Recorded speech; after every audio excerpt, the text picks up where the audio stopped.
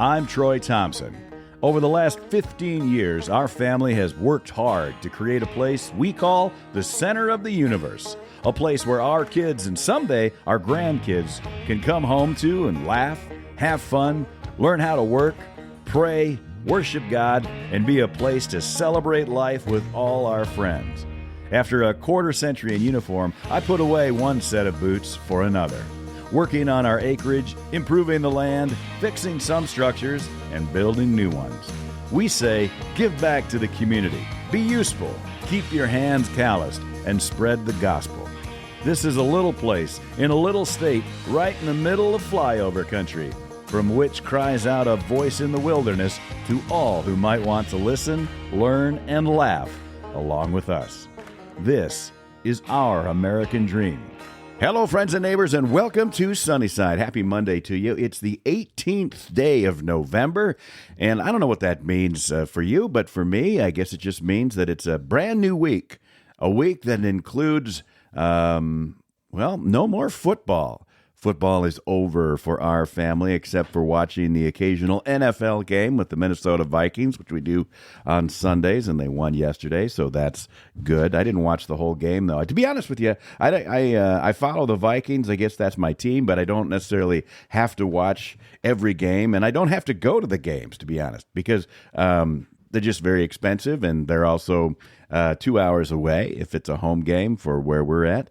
And I don't particularly enjoy the traffic of Minneapolis-St. Paul area. Or for that matter, I don't really enjoy the traffic in any metro area. If you live in a metro area, enjoy that. You're welcome.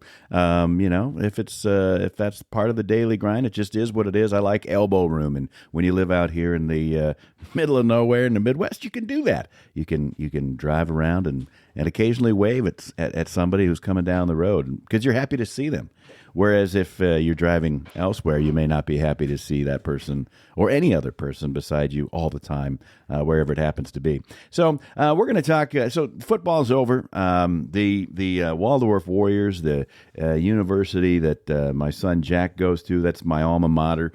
He plays football there. He does play. He's a freshman, just started this year, and had six starts in the 11-game series or 11-game season as a corner. This last game, he had kind of a swing role as he was kind of a unique safety defensive back character in their scheme in their last game, and then and he's been on kickoff and stuff like that. So it's been fun to watch. They haven't won a single game.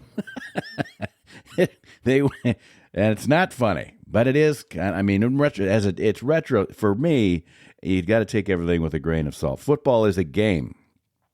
I realize it's a career for a lot of people, and as a man in America that loves football, it is something that we do take seriously because it is really a game of war. It's a game that's it's a land war game of combat. It's very violent, it's very fast. We like to use new technology. It's all about taking the enemy's territory. Or defending your own territory. That's it. And so you could say that that's how it is in a lot of games that go back and forth on a court or a field. But there's just nothing like football.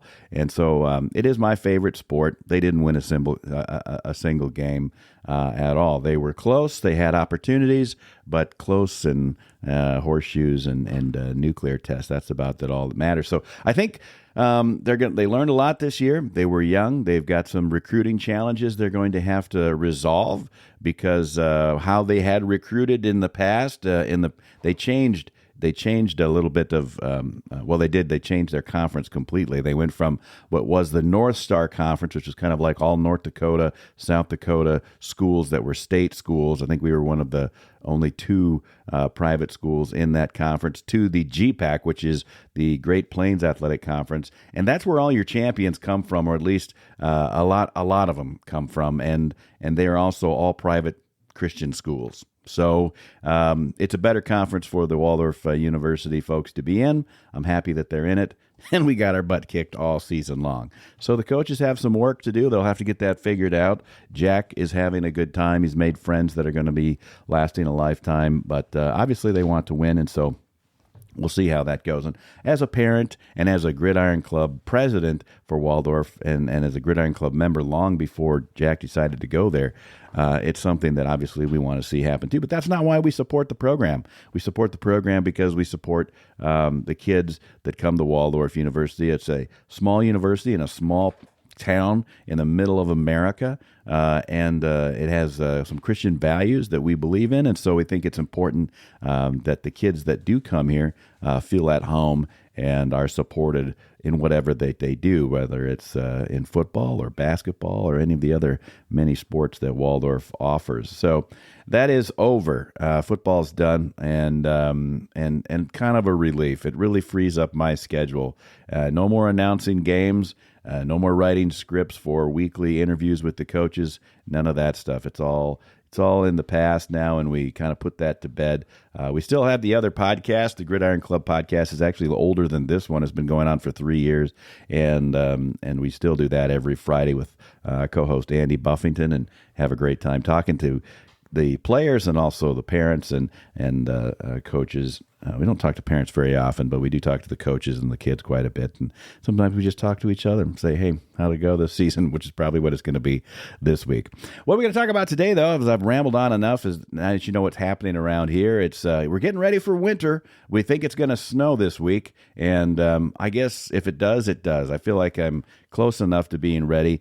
Right now, what's happening, if you can't see this, and maybe we'll change that for the next season of the Sunnyside of Life. I've been investigating getting some cameras in here, but right now my dog Knox is in here, and he's very determined to sleep or take a nap under the desk where my feet are. That's where he wants to be. And he's a big German Shepherd, and I'm not letting him do that. And so he uses his sharp little paws to try to dig my feet out of the area that is blocking him. And so that's all happening in the background right now. So hopefully it's not too disruptive to what we're going to talk about today. It is the rest. So in a week that is kind of before Thanksgiving and after the election and after Veterans Day. And so what's the time that I'm going to talk about the great situation that is happening. That is the only thing really in the news cycle it appears, and that is the draft picks for the Trump administration. And it is like a draft. It is like, it's like watching the NFL draft or any other type. I don't watch any other draft, so I guess I wouldn't know how, I guess I suppose they do that with basketball. I don't watch basketball, don't care for professional basketball whatsoever, although I do follow Caitlin Clark a little bit in the WNBA, but not much, okay? Not much. So there is still, so this is like a draft is what it reminds me of, and it is just, and it is like a draft in sports commentary where there are people that are like, that's a good pick, great pick. And then there's other people that, like, I can't believe they picked that person. And, of course, that's what the discussion is. We still have a president of the United States. His name's Joe R. Biden. He's still the president. We haven't heard much from him, haven't paid much attention to him since the Democrats knocked him off of the campaign trail this past summer. But yeah, he's still the president. He's lame duck, obviously. He's been lame duck for probably about 3.5, maybe 4 years. But the reality is he's still president. We're nothing going on there. Nothing to see over here, folks, like it has been nothing to see over here for the last 6 months of this whole election. And now Donald Trump's going to be the president. You all know that. However you feel about it, it's going to happen, and they're not wasting any time picking their draft picks for the cabinet positions. And so I'm just going to run through some of these, who they are, and my brief impressions, because I guess that's something that podcasters get to do, and I'll tell you. So let's start off with the first female White House chief of staff. Not that we need to play that game. I think that's things that Democrats do really well. This is the first gnome of color who is also agnostic as a fill in the blank. I think the Republicans would be better off just letting that happen, and then letting very biased people in the media at the next election when Democrats take over or whenever that happens, and they make an appointment to the same thing and say, this is the first time that's ever happened, like when they've completely forgot that Geraldine Ferraro had been a nominee for vice president under Mondale in 1984, and and all of that. So it's a first time this is ever happened. History is harder than math for some people. So anyway, that is the case. Susie Wiles is here's my quick observation with Trump. It's very heavy New York, Florida. Very heavy New York and Florida. He's drawing from places where he spent a lot of time, and he's got a lot of trust in those folks. And if you think about it, California was the same place that that was a place that when Ronald Reagan became president in 1980. He had a California cabinet, and that was irritating to a lot of people in the government, and particularly the National Party, because they really wanted to spread the wealth around, and he does to some degree, but it isn't to the people that you would think it is. In fact, my other observation is, besides being a very Florida and New York heavy cabinet or people in advisory positions, it's also a very much a new money type of cabinet. So Donald Trump is not old money. His dad made money. Donald Trump made billions more than his dad, but it's two generations now into the third and I suppose the fourth generation with his kids and his grandkids. But he is the one, the second generation wealth to the upper crust, blue-blooded Republicans, the Rockefellers or whoever they are. They're just the McConnells. The folks that have been around for a long time, they didn't approve of Trump then for the same reason that they don't approve of anybody that doesn't have deep roots into wealth in American history. All right. So there's some snobbery on both sides, Republican and Democrat. And if you take a look at Trump's picks for his wealthy people, and there are some very wealthy people out there, including Elon Musk, right? I don't know who's got a lot of wealth more. Who's got a little bit more than he does, right? And what I'm saying is those are all new wealth people, the kind of people that the old money hates. They think they are deplorable. Now, old money people haven't done anything useful with their life or invented anything since great grandpa did something with the coal mine back in the day, or cornered the steel market, or whatever it happened to be. But they still view themselves as almost royal in their ways. And if you look at Trump's cabinet, he's a new money. It's a new money cabinet, and it's heavy on New York. It's heavy on Florida, and it's also heavy on veterans, which is fun to see. And that's causing some controversy as well. So I'm enjoying his. Doesn't mean I don't have questions or concerns about his picks. However, I am enjoying the absolute hysteria that is causing in the useless media and in a lot of political pundits. People that have been involved with helping make boring and dumb and wrong decisions in government for decades are now offering their advice on why these young Turks that are coming in are the wrong people. But their opinion is almost pointless because they've been in charge for decades and it isn't working. So, yeah, all right, Susie Wiles. So Susie's a Florida-based political operative. She would be the first woman in the U.S. history to fill the role of chief of staff, the White House chief of staff. That's not a Senate-confirmed position, so it's going to happen. He's decided that's who it's going to be, and it's his campaign co-chair. So he trusts Susie Wiles. That's going to be the new chief of staff at the White House, and really, in charge of all the people in the White House. That's what that means. Marco Rubio comes from Florida. There's a person who is going to be the Secretary of State, and he really looks. I was a little. I don't know. I'm not an enormous Rubio fan. I think Ben really likes him. Ben Shapiro, that is. But Ben Shapiro appreciates short people who are very gung-ho on the military and war, and but also haven't had that position, to actually fight. Now, That doesn't mean that I disagree with Rubio's sentiments, particularly about regarding Hamas, which has most recently been out, and when you had Code Pink lady standing there and saying, asking him about Hamas and Israel and genocide and all this other stuff, and that's why you can't be down there. So my dog likes to chew cables down there. That's what I had to kick him out. Nope, he wants to come back and chew my cables beneath my desk, and I just can't allow that. He's really interested in that, and it annoys me. Or it could be that there's a little ball down here. Maybe he just wants the ball. There you go. Take the ball. Okay, there you go, Knox. Marco Rubio, speaking of throwing a ball in a game of fetch, has come back to the Trump the bandwagon, and when they ran against each other in 2016, you can of course remember little Marco and all of that commentary that Trump had.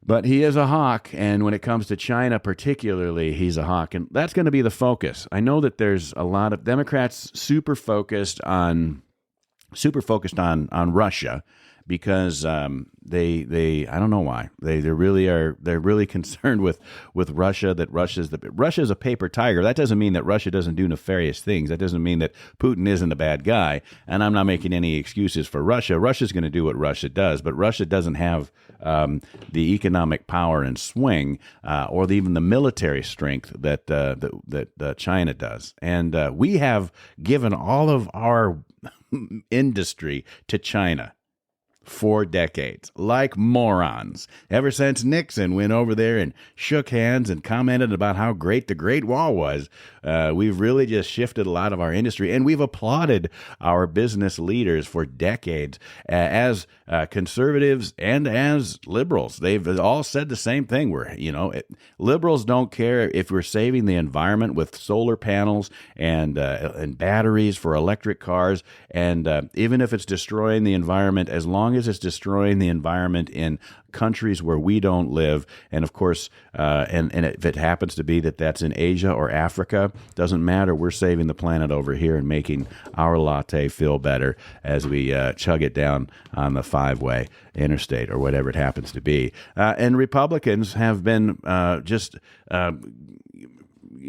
graciously supporting the idea that it's okay, and you're a wise CEO, you're a real business giant when you shut down a company and send everything over to China so that they can create it for you for pennies on the dollar in labor costs, and not have any environmental restrictions whatsoever. And so we said, we don't like our EPA, we don't like our environmental restrictions. It's bad for business, except our water is cleaner. We don't have but it overseas, it's all just dumped into the rivers, right? And so why not go to a place like China, and they're happy to ruin their people, enslave their people for our labor, for their benefit, to feed the CCP. They're a bigger problem than Russia. That is for sure. So Rubio is a China hawk. He's not a fan of China. We know that Donald Trump is not. China's a big problem. Whatever. And they're not wrong. There is a huge trade imbalance there. It isn't right. And China is our enemy. Make no mistake about it. They're not our buddies. They're not. It doesn't mean that there's a billion bad people over there or they're evil people, but they're communist, and they are world domination type communists, and they do not think that the United States is significant, and so they're going to do what they're going to do, and I just so you have to respect them, but by all means, make sure that they understand that the United States of America is still number one, and will remain that way. So it's important, I guess, to have that type of philosophy, even from a guy like Marco Rubio, who I don't fully trust, but he does have a lot of that foreign policy experience, and we'll see how that. We'll see how that decision turns out. Now, for Attorney General, here's a guy named Matt Gaetz, and I'll be honest, Trump loves Matt Gaetz. He's from Florida. He's one of Trump's fiercest defenders. I look at his eyes, and I think there's something wrong with him. He might be I don't know. I just don't know about that guy. Now, I don't think that the stuff that has been ginned up about him, he's got several investigations into his conduct, and then there's other senators in the Republican Party who have expressed reservations about support for his nomination as Attorney General. He is an attorney. He's Trump's pick for Attorney General. He is somebody that is, a staunch defender of Trump no matter what. He's also, a little bit of a tool bag, in my opinion. So that means that he's kind of in it just for Matt. So we'll see how that goes. He's definitely a headline seeker and not necessarily rife with solutions, like when he led the revolt against the Speaker of the House just last year. So here's somebody that somebody has to fix the Department of Justice. Absolutely. And the people in the Department of Justice that are wearing the suits in administration of the Department of Justice, they should be quaking in their boots, whoever is put in charge, because that building in Washington, D.C. that used to be like the Hall of Justice is completely corrupt. Now, that doesn't mean the agents on the ground are, but it just means that the people that are telling them where to go and who to investigate and what to continue looking into, those people have been corrupted. And I think the American people know that. That the opinion of the FBI and our law enforcement, the FBI, the ATF, on and on and on, these are groups that were just like, hey, you don't have that, you don't have the respect. You certainly don't have the respect from me that I had for you growing up. Like I thought that the FBI was, the straight and narrow, the Boy Scouts, so to speak, the Eagle Scouts of the federal government, and they're not. And so somebody has to fix it. Is it Matt Gaetz? Well, if he gets confirmed, it will be. I don't know. He's not my favorite pick. Somebody's got to clean up the Department of Justice. I don't know. Sometimes you repay their loyalty, and maybe that'll happen. He was pretty vicious against the Russia hoax situation. He doesn't have a problem standing up to turds like Adam Schiff. But there's some. There was some House Ethics Committee investigations, but they didn't come up with anything. They had allegations and investigated him for a year, and then they didn't. It was a Justice Department probe, and then nothing happened. It was closed last year, and so we already know the Department of Justice is more than willing to seek political capital on its enemies. And so maybe that was an example. So it would be interesting if he then becomes the head of the Department of Justice and ferrets out the turd balls who did that to him and to Trump and to any other political enemies on behest of perhaps the Bidens or whoever has been running the show over at the White House for the last 4 years. So I don't know, mixed feelings about that. Not a huge fan. We'll see. The Deputy Attorney General is another guy. He's probably a pretty good pick. Second highest position in the Justice Department. That's a guy named Todd Blanche. And I'm kicking my dog, just not hard, but just letting him know that he's kind of being annoying right now. And we're trying to do this together so that he can spend time with me. And he's just kind of being noisy. So there's that. Anyway, Todd Blanche, he's a New York City guy, I believe. He was one of Trump's attorneys in the hush money trial that Trump lost. So I don't know. Not going to spend a lot of time on Deputy Attorney General, who will probably do most of the water carrying. And if it is Gaetz, then he'll probably just be out in front of the cameras all the time. So Health and Human Services Secretary, I'm excited about this. I was an RFK supporter. I was happy that he joined the Trump squad, the Justice League, and RFK is set now to lead the Department of Health and Human Services. And he said that he's going to take on the industrial food complex, drug companies that have engaged in deception, misinformation, and disinformation. And so Kennedy, he's got a long record of criticizing vaccines. He's really an environmental lawyer, but Trump is keeping him away keeping him away from the EPA, keeping him away from the Department of Interior and Department of Energy, and focusing on, I need you to be in charge of the Department of Health and Human Services. And I think that that's a good choice. So Kennedy is going to dig into things. He's going to find out what exactly, or I hope that he finds out what exactly went on with the National Institute of Health, what Fauci's real story was, find out why, really expose the reality of why so many people in that particular department of our government go on to incredible paying jobs in pharmaceutical companies.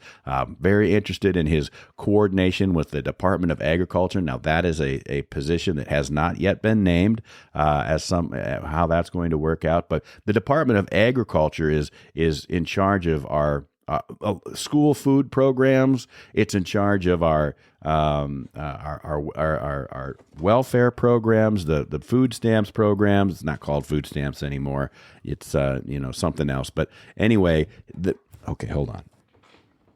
Anyway, I had to put Knox in his kennel. He was getting a little out of hand, crazier than normal. So back to Kennedy. He's going to remove fluoride from the drinking water, which I've associated with communism in previous parody skits.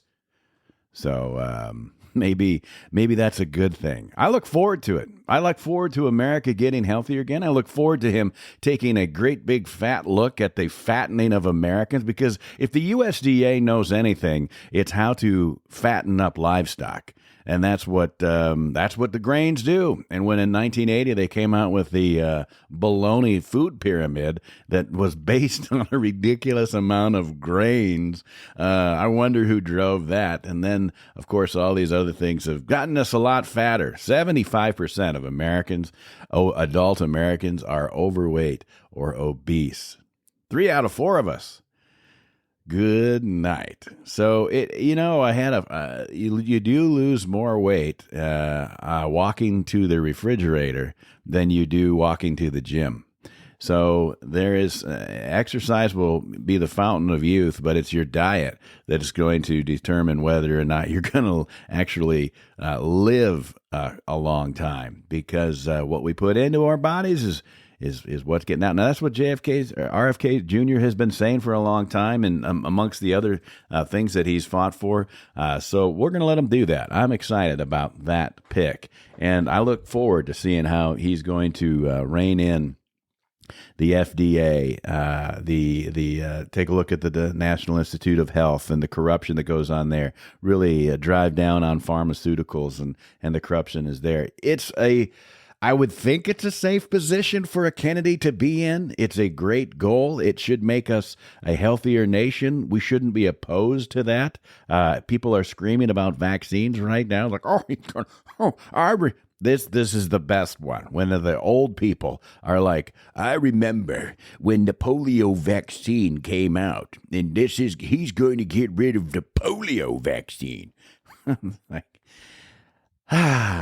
hey, can't fix stupid. You can't fix stupid. And so let people continue to do that and believe those things. That's not what's going to happen. But there's nothing wrong with shining a spotlight on the incestuous relationship between pharmaceutical companies and government entities that approve pharmaceuticals, and also taking a look at our the ridiculous amount of influence that the big food companies have over the Department of Agriculture. I realize that is a separately appointed position, but when we'll get to this, but when Elon and Vivek have been tweeting out which department should we look at first. My very first two, like it's either or for me, is the Department of Defense, waste, fraud, and abuse, or the USDA, incredible waste, fraud, and abuse. And either one of those, they could start in there, but I'm sure they'll start somewhere else. But look, most of our benefits as a nation, most of those welfare benefits that we're paying out to people, and that is causing such an incredible amount of debt and deficit to some degree, right? And a huge amount of these issues is coming from the programs that are run through the USDA. So I'm hopeful that RFK Jr. has some influence, even though that's a different administration, that he would have some influence over that, particularly when it comes to dietary needs in our schools. The federal government, really, the money that comes into the federal government, into each school district locally, federally, is really in just a few categories, and it's not very much of the school's budget. So it's primarily for busing, transportation, Head Start programs, which is important across the country, but particularly in rural areas, and in the school lunch program. So those are where the biggest federal dollars come into your local school district, and it's important to take a look at our, my wife and I were talking about it, and when we were growing up, the cooks cooked. They made everything. They made everything from scratch. And I'm not saying that it was always the best recipes, but they made it from scratch. And the USDA has always had a heavy hand involved with school lunches. But it is something that, under the Obama administration, Michelle Obama, she said school lunches, she was going to reform that, did a terrible job. Kids weren't getting enough calories. They counted ketchup as a vegetable, which is primarily sugar and a little bit of tomato, and then so it didn't fix anything. In fact, it made things worse. And so it's very expensive to get fresh vegetables. It's very expensive to get good meat, to get animal-based foods into our schools. But that's how you reduce weight. If you just fill people full of grains, they're going to do the same thing that pigs do. They'll get fat sooner. And then 8-year-old girls are developing breasts and experiencing puberty because we are changing their hormones and adding childhood diabetes. These are problems that we have, and we're ignoring it because we love our sugars and our grains. We just love them, and then we wonder why we're tipping the scales like we do. And does that mean that there? I don't want to see a New York de Blasio situation where we're saying, hey, you can't drink soda. Drink soda. Just be aware you can't sue anybody for that, because you're like, if you're drinking soda, you're drinking sugar. Okay, and same thing with beer. Let's not be dishonest about that. That's full of sugar too. So it's America's got a problem. We're addicted to sugar, and we're very overweight. We could be better. And I think that is going to be the message. And if we can get some of these chemicals out of our system that we know cause problems, that are being, that are still in there because bureaucrats are bought and paid for by these organizations, these companies, I think that's a good thing. Like, that's good. I'm for that.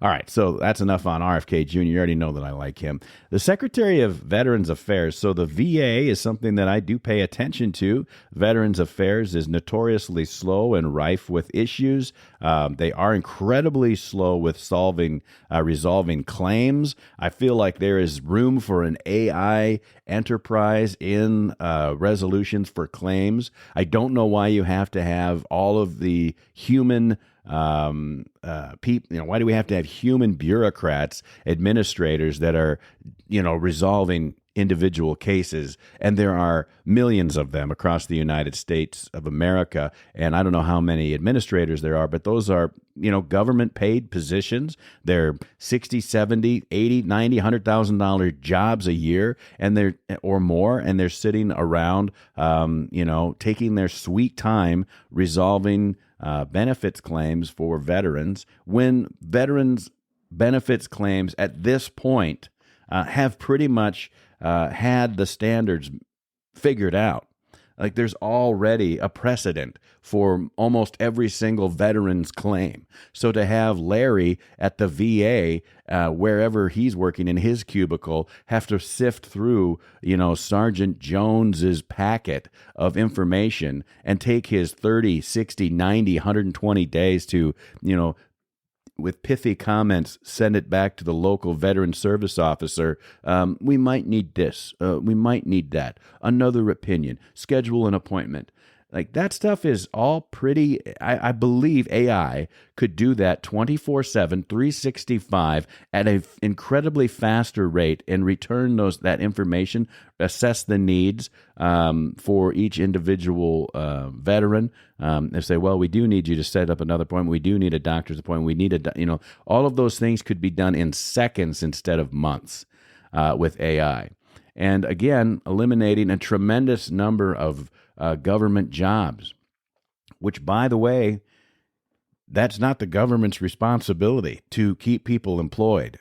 Despite what folks might think, it makes us more efficient. So I hope that the Doge group with Vivek and Elon, I hope they take a look at the VA.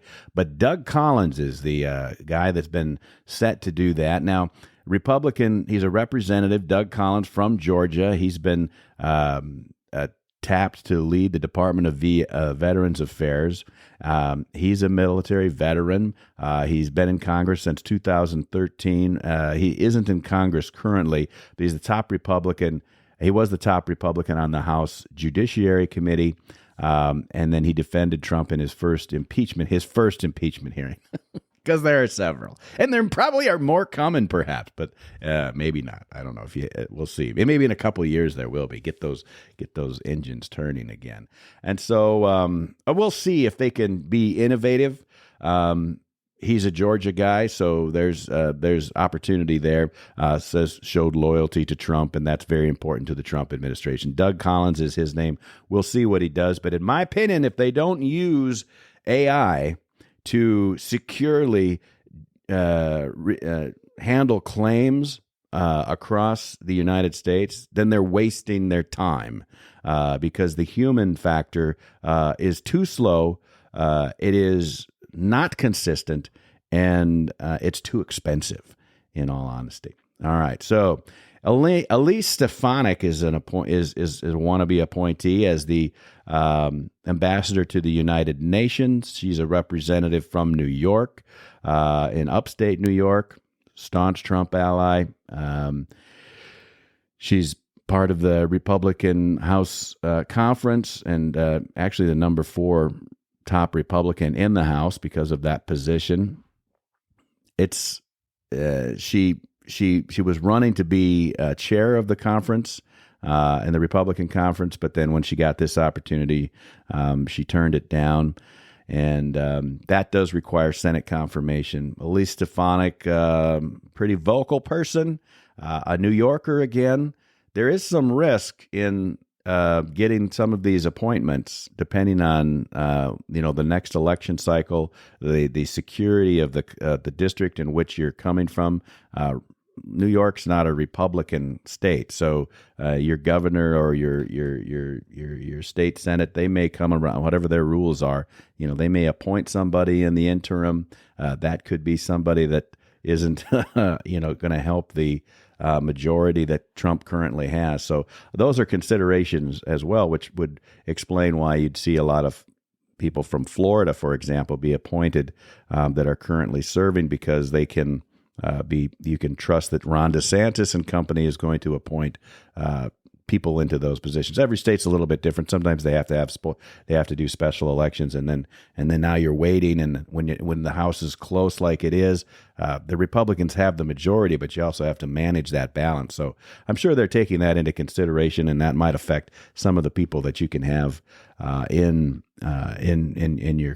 your cabinet. So Elise Stefanik, U.S. ambassador to the waste of time United Nations, in my opinion. So I'm not sure why that's such a big deal. She's from New York, so I guess it's a quick drive to be able to go to work at the United Nations. I'm not a fan of the United Nations. I don't think it's I don't think it's very great, but she's the appointee, potential appointee there. This one I'm excited about. Tom Homan is the border czar. That's not a real job. It's not a real position. It doesn't require the Senate to confirm it. That's a person who is a policy advisor and a person that's going to be, in this case, under the Trump administration, in charge of apparently deporting illegal aliens back to their country of origin in the millions. We'll see how that goes. He was the former ICE director, pretty vocal on border control, and you can watch videos on him. I like listening to him. He's an old-time cop, and he just says it like it is, and I believe he will get it done, and I think that he will empower the folks that are on the front lines of our border out there to do their job and be able to do things efficiently and clearly. And that will also send a message to, the rest of our neighboring countries that that border is closed to illegals. And so Tom Homan is a good choice for border czar, although that's not a real title. We don't have czars in our government, but you understand what he's going to do. And he's going to take a lot of flack because his demeanor demands that he does. He just says things the way he sees them, and he's pretty gruff. And so, the softer Sallies in the media, they're going to have a problem with that. And I don't think that Tom Homan really cares. You probably couldn't stand to spend one round in the ring with Tom Homan debating, because you're not going to win that argument. He's just got a lot of experience in law enforcement, a lot of experience on the border. He knows the situation. He's an OBS person, yeah, I'm excited about that. This one I have mixed feelings about. So there's a guy that it's Pete Hegseth, and he is from Minnesota. He's actually in the Minnesota Army National Guard. He is a major. So in the officer ranks, it starts out with second lieutenant, first lieutenant, then captain, and then major. So he's an 04, and there are many ranks above him: lieutenant colonel, brigadier general, major general, lieutenant general, and then the 4-star general. So there's more ranks above him in the officer corps than there are below him. Now, that being said, my opinion, having 26 years in the military, is that I have respect for the officer corps. I certainly have met and appreciate the careers of many generals of varying levels. And however, I've also been of the opinion that you could let every single one of the generals, the pay grade 07 and up, you could let them all go. Let them all go. They've all been around for a long time. They can all collect their retirement. They can all probably get some BS leadership job as some CEO or some, board member on some, because if there's one thing that the civilian big companies love, is they love that military leadership. I don't know if they're getting their money's worth, to be honest with you, but generals lead organizations that are hundreds of thousands or even millions of people. There's 3 million people in the United States military currently, and generals oversee all of those people. They do have their role. I'm not discounting the role of general. However, I am discounting the value of the modern general tremendously. They haven't won a war since 1945, and it is a careerist position once you get past 06, which is a colonel, full bird colonel. And I would say even before that, once you're a full bird colonel, you are fully in the political realm at that point, really, elbowing your way to the top. So he's a major. And the truth is that my experience as a non-commissioned officer in the military is that officers don't get any common sense until they become a major. So he is in that role. He is a major, and he is a combat veteran. He served in Iraq, Afghanistan. He was at Guantanamo Bay. He's only 44 years old. He is what I would consider new money. He's new money. He's written a book, but really everybody at Fox News, because that's his other thing. He's been a weak, and boy, I tell you, the jealous hags in the drive-by media. They are just they want to make it very clear he's a weekend host, as if they're real journalists and their Monday through Friday gigs are taken seriously by the American people at all. But so he's a good-looking guy. Fox doesn't hire ugly people. He's got military experience. He's got some very astute opinions, and he's young, and he's also a major. I don't put a lot of a major is an in-between command position. It's a staff position, right? So if you're a captain, you're a commander of a company-sized element, and then the next command you'll have will be as the lieutenant colonel in like charge of a battalion or something like that. He's in the staff position in between that. It'd be like the next level of a first lieutenant, so to speak. People in the military know what I'm talking about. But that's not so. His military experience is important to me. But more importantly is the fact that he can come in and really shake things up. This is a dangerous position. I don't trust the people at the top of our military as much as I should, being a retiree.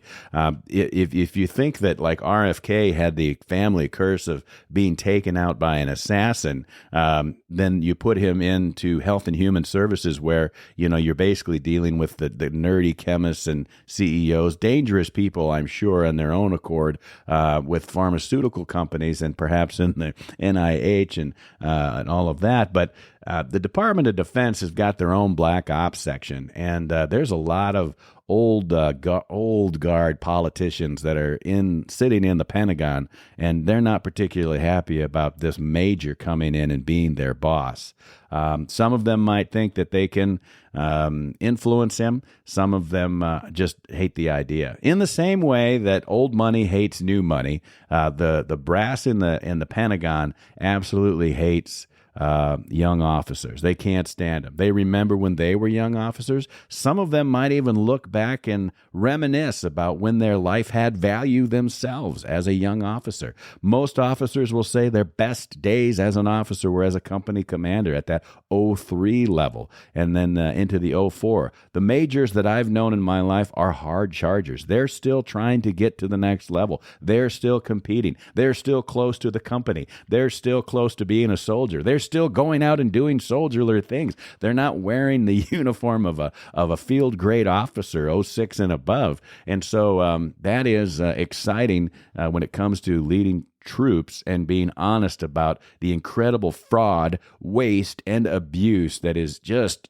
rampant in the Department of Defense of this country. He's a National Guardsman. So my advice to him, since I gave the AI advice to the Veterans Affairs nominee, because I'm sure they all listen to my show, my advice to Pete Hegseth is take the look. We spend billions of dollars on recruiting in this country, and recruiting is down. Nobody wants to join a military that is led by a bunch of woke generals that were appointed by a Democrat president. Recruiting has been on the decline for several years, but particularly in the last 4, since COVID, it has been a real downturn. And then they made it worse with all their stupid woke commercials. And then he wrote a book about it, this Hegseth guy did, which is The War on Warriors Behind the Betrayal of the Men Who Keep Us Free. I haven't read it. I don't read most Fox anchor people's books. I don't know for sure if they're even written by the people there. Brian Kilmeade has written a lot of books. I don't know if I necessarily think he wrote them. I think that Fox makes you write some books, then they promote them on Fox, and then people that watch Fox buy them. And somebody researched them. Glenn Beck wrote a lot of books. I don't believe he wrote. I think he had people do the research for him, and he put together some good books that were, I thought, stimulating. And same thing with, and he's not with Fox anymore, right? But Bill O'Reilly. Now, Bill O'Reilly was a guy he's wrote, and basically his technique is find somebody in history that died and then write about that and call it Killing Fill in the Blank.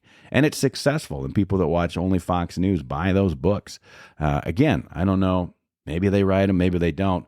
But the model was that at Fox, you write a book, you work for Fox, you write a book, they promote it on Fox, people that watch Fox buy your book, you become a best-selling author, and that's what it is. So I'm not discounting his opinions in the book that I have not read, but from what I've seen, I agree with it. I just don't think that, I'm not putting any of Trump's nominees up as like intellectual giants, possibly with the exception of Elon Musk. However, I like that you've got a young guy who can come in here and say, look, it doesn't matter, General, if you approve of me or not. There's the door. You are able to retire at any moment. This is how we're going to do it. How do we get to yes? Because I've got a lot of people that can tell me no, but I'm going to find the person that can get to yes to make this a better deal. And so when it comes to recruiting, one of the things you can do is cut a tremendous amount of spending by just having a DOD recruiter. Just having a Department of Defense recruiter. Don't make them soldiers, sailors, airmen, or Marines, or whatever space people are called. And then you could have just a Department of Defense recruiter. And you could already position them in National Guard armories that are scattered around the United States, 6,500 locations across the United States. They're already bought and paid for. And then you would just put a Department of Defense recruiter in those places, and they recruit for the Army, the Navy, the Air Force, and the Marines. Now, the Marines will always say, only a Marine can recruit a Marine. And that's ridiculous, but that's what Marines believe, a lot of cool, ridiculous, and unpaid for things. And I think that there's the same thing, every branch might say that. And it's a huge waste of money. The amount of money, when you see those armed forces recruiting, they're paying top dollar for those office locations across the country. They are unproductive. They bring people in off the line from whatever job they're doing. And in the active duty, they don't really have a choice. So they have to go and they have to do it. And then they work their butts off for 3 years. They hate doing it, most of them. They can't wait to get back to doing what they're doing. They are not from, in most cases, where they are recruiting. So they are just in the area for that time, and then they're out. And then they get their badge for recruiting, and that is it. And so that's across the branches, Army, Navy, Air Force, and Marines. Now, the National Guard is made up of, whether it's Army or Air, they're made up of people from that area. They're already there. Now, I'm not saying that the National Guard recruiters are any necessarily better, because they have the same issues that everybody else has when it comes to recruiting, but they are local. My point is that the armories in all of these communities, 6,500 places across the United States, are already bought and paid for. We don't have to spend much money, find an office space in there, and then have a Department of Defense recruiter who has a mission set for all of the branches. And then there's one point of contact for all of the schools, all of the colleges, and the community at large. One. That would save hundreds of millions, if not billions of dollars in rent, pay, transition movements for active duty soldiers moving from one point to the other. Advertising would be consolidated instead of spread out across branches. It would be cut into just one Department of Defense. It's all, that type of thinking is what is needed. And it doesn't come from the generals at the top. It doesn't. They protect their pots of gold. And that's not Pete Hegseth's idea. I'll gladly share it with him. If he listens to the show, feel free to take my advice. But that's just one drop in the bucket. You could extrapolate that across every situation in the Department of Defense. I just happen to be the most familiar with that. The other thing that they could do is instead of, they could withdraw the size of the active duty Army and put that size or even double the size into the reserve elements, the National Guard and the reserves. They could do that because that would save a tremendous amount of money. Here's an example of why. If there are 400,000 or 500,000 active duty soldiers, the budget for the active duty United States Army, for example, in comparison to the Army National Guard, which is a reserve, one part of two reserve elements of the National Guard. The National Guard does half of the missions of the United States Army worldwide. Half. They do it on 10% of the budget. Think about that. That's just the Army side. Now, I don't think that you can reduce the scope and size of the United States Navy. They do a completely different projection of power. They have a reserve element as well. All of these things can be looked at, and they can take cuts and become more efficient. But I don't think you see a reduction in the size of active duty Army.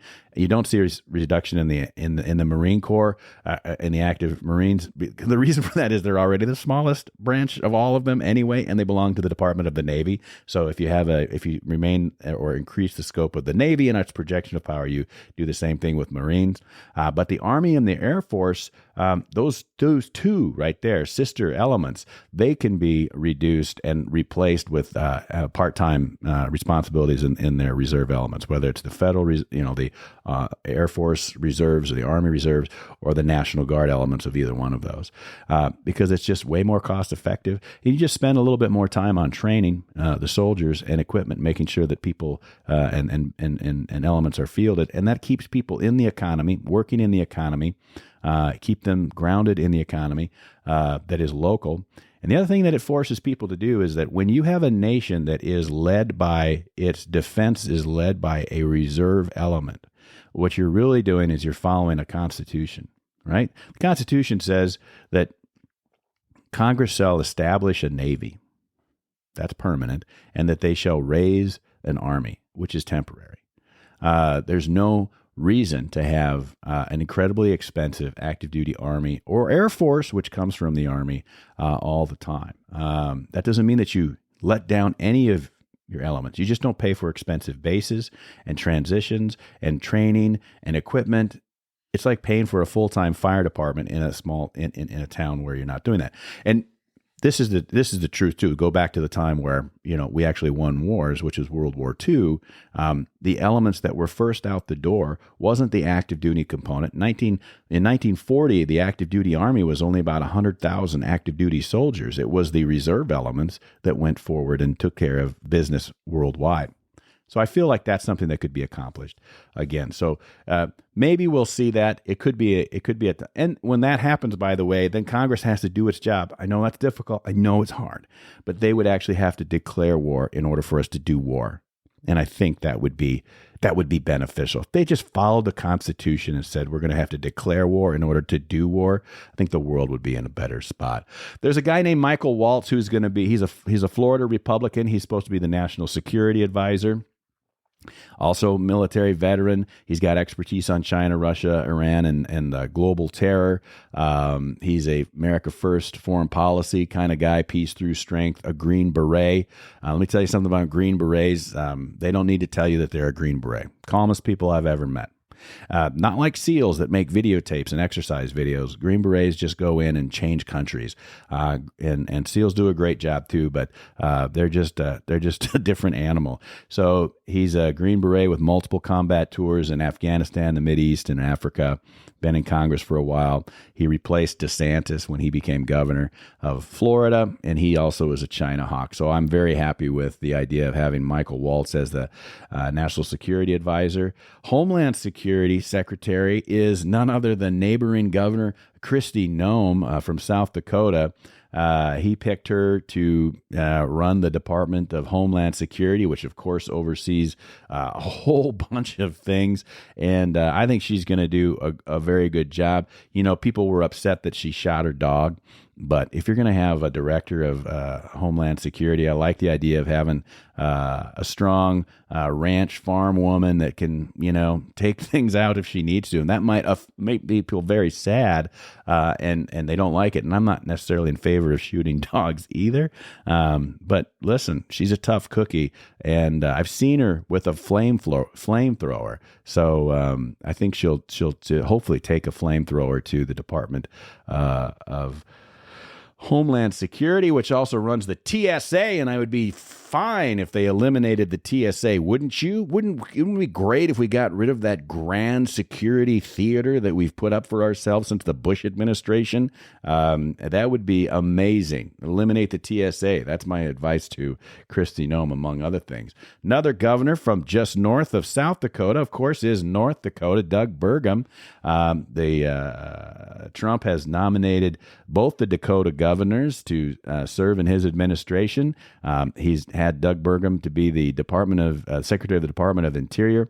That is, again, the secretary positions are appointments that have to be approved by the Senate. I think I was a Doug Burgum guy from early on, so I'm all in favor of Doug Burgum on the Interior, and the fact that he's also going to be chairing the National Energy Council, which is a new council that's going to involve the Department of Energy as well. So making sure, look, the goal is making sure that the permits, the production, the generation, distribution, regulation, transportation, anything American energy, we just take ourselves to the absolute top of energy production in the world. And let me tell you, folks, if energy is cheap, if your fuel is cheap, if the fuel is cheap that carries your Amazon boxes to your front door, then that brings the cost of everything down. It drives our economy, and we've got the infrastructure to do it. There's always room for infrastructure improvement. I know they call those shovel-ready jobs, and if you're a Democrat, you think that, hey, listen, go out there and pick up, not me personally, but other folks can pick up a shovel, and as if they're just digging ditches with shovels anymore, and you don't have to be trained on a backhoe, but whatever. Infrastructure is not perfect, but it's pretty darn good in this country, and cheap fuel makes cheap delivery and cheap production more possible, and I think that is where we want to be to relieve everybody in this inflated economy.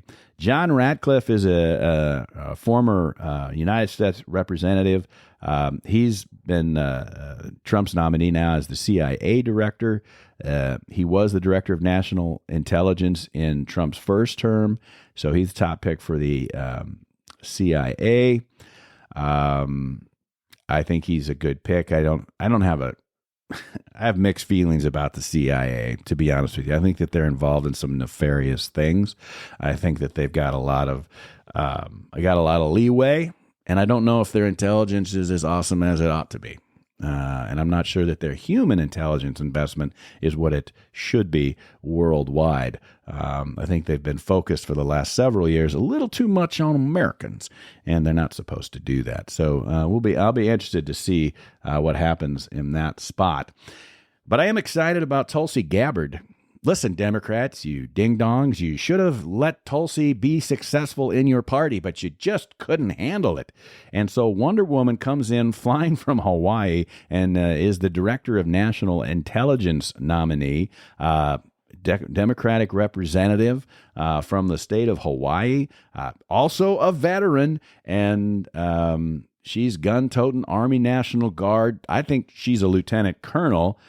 She was in the House from 2013 to 21. She became independent in 2022, and obviously she's now a proud Republican. Maybe she always was. The hardline Democrats will say, well, she was always just a Republican, and she had to, I was like, maybe.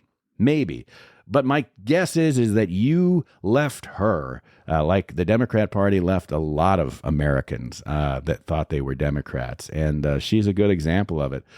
She's got some interesting views on Russia and Syria and a variety of other things, but look, I like Tulsi Gabbard, and I've liked her since she ran for president the first time and put that terrible candidate that didn't win this last time, whatever her name was, the vice president, in her place.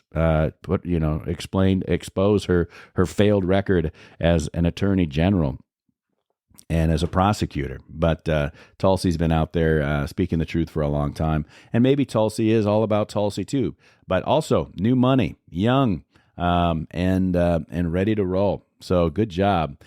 EPA guys, a dude named Lee Zeldin. He's a New York Republican, former Republican. So you can bring these former guys in because you don't have to worry about them, losing a spot to an appointed Democrat. He did lose to Governor Kathy Hochul in 2022. He ran for a governor. Didn't lose by a tremendous amount, so fairly popular even in New York as a Republican.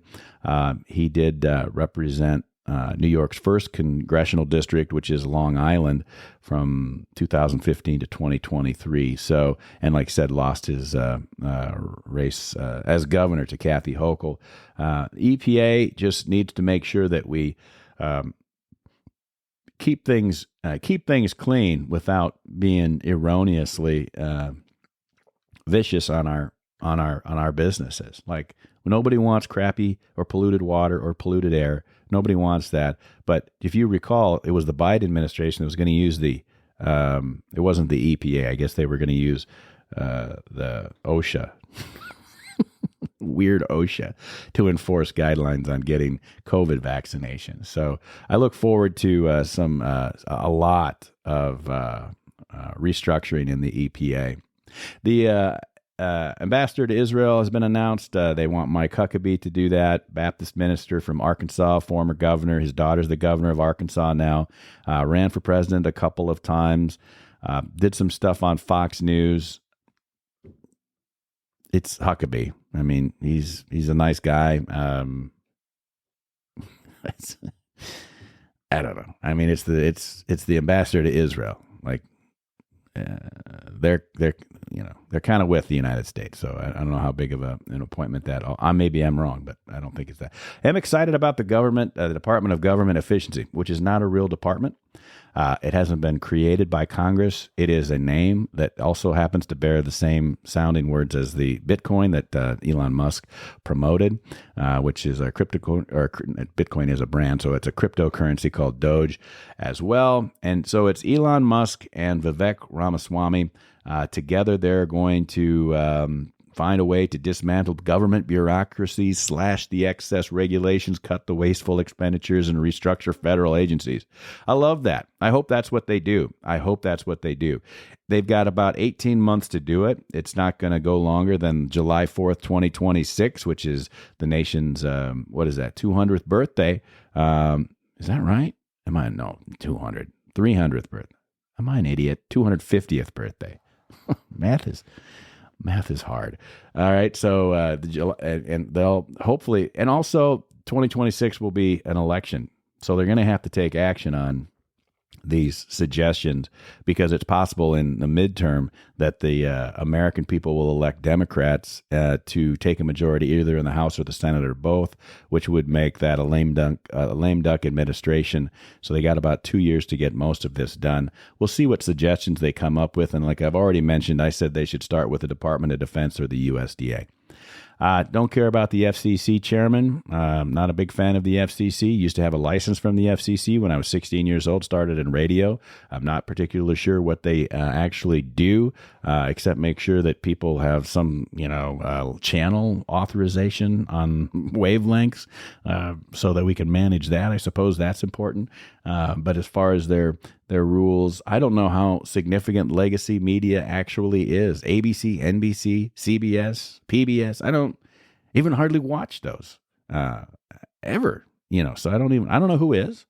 I suppose that there's an older generation that is on pension or something that is still watching CBS or whatever, but I don't. So I'm not sure what the FCC brings to bear, but they are going to have a role to play in all of this new media, which I guess includes the Sunnyside of life, podcasting, and obviously all things internet related. So keep an eye on that. Brendan Carr is the nominee for that. He's a friend of Elon Musk, a big critic of big tech, and he's he's very much a free speech guy. So we'll see how that goes. William McGinley is a White House counsel. That's the lawyer for the White House. Good lawyer there, I guess. Don't really care. They can pick whoever they want. Presidential Personnel Office is going to go to a guy named Sergio Gore. These are all inside the White House, so they're not necessarily Senate approvals. White House Communications Director Stephen Chung. White House Press Secretary Caroline Leavitt. She was the national press secretary for the presidential campaign for Trump, and she was also in the first term for Trump. She was an assistant press secretary. Look, she's very young, and so she's in her 20s, late 20s, early 30s. I think she's like 27, to be honest with you. So that'll be interesting to see. We'll see how she fares compared to the current press secretary at the White House. probably pretty well, is my guess. And then the possibility for a Treasury Secretary is a guy named Scott Bessent, I'm not sure exactly how to say his name, but that's not confirmed yet. And it could be a guy named Bob Lighthizer as well. So these are still out there, and there's a lot of other positions that need to be filled. But that is kind of the lineup right now. I'm most excited, I think, about the guys that I've already mentioned, Elon and Vivek. I think Pete Hegseth will be interesting, and I do like the idea of having Michael Waltz where he's at, and I like the idea of Tom Homan at the Borders Our position. Obviously, a Tulsi Gabbard fan, and I think that overall. It's a pretty good lineup, including Doug Burgum and Kristi Noem, et cetera, et cetera. So across the board, I'm pretty happy with these. Not certain about Matt Gaetz, not 100% certain about Marco Rubio, and on and on and on. But we'll see how it goes. The ones that have to get approved by the Senate. We'll see how that happens. There's some old guard people in there too. Mitch McConnell is, I don't think, a big friend of the new Republican Party, and there are others in there as well. So keep an eye out for that. Let's see what happens. That's about it for today. We've taken a look at that, and we'll talk about more things next week, because next week is going to be Thanksgiving, and I love Thanksgiving. It's my absolute favorite holiday of the year. I think I've said that before for a variety of reasons. And I just want to remind you, if you're following along in the Bible in the Year, which is also running every day here on the Sunnyside of Life podcast channel, you know that we are concluding Romans this week and starting into Corinthians. I'm just really falling in love again with the words from Paul as he writes to the Romans. And as we join it later this week, the Corinthians, those are incredibly inspiring and explanatory books in the Bible, and I think it's amazing. So I just want to leave you with this as we roll out today. From Romans chapter 10, verse 9 and 9 through 13. If you openly declare that Jesus is Lord and believe in your heart that God raised him from the dead, you will be saved. For it is by believing in your heart that you are made right with God, and it is by openly declaring your faith that you are saved. As the Scripture tells us, anyone who trusts in him will never be disgraced. Jew and Gentile are the same in this respect. They have the same Lord, who gives generously to all who call on him. For everyone who calls on the name of the Lord will be saved. It's a great message. Enjoy your week. And in the meantime, go out there and be the sunny side of someone else's life. I want to thank all our friends and guests for stopping by for this episode of the Sunny Side of Life. All the Sunny Side of Life players who stopped by, creative support provided every day by my incredible wife Heidi and our fantastic 4 boys. Thanks to every one of our listeners. That means you. A big shout out to my brothers and sisters in uniform holding the line around the world. Share the word, folks. Let the people know what we're up to. Subscribe so you never miss an episode, and follow us on social media. All skits are written or adapted and directed by me, Troy Thompson, and are produced here at Sunnyside Farm Studios and delivered to all platforms by Buzzsprout. Music and sound effects are provided by Soundstripe. The Sunny Side of Life is a weekly production about our life on the family farmstead here in Iowa, the liberties we prize, and the pursuits which make us happy. Now, none of this is possible without Christ in our lives. For the Lord God is our sun and our shield. He gives us grace and glory. So may the Lord bless you and keep you, and may the sunny side of your life, liberty and pursuits, be in Christ, and made evident unto you each and every day, and give you peace.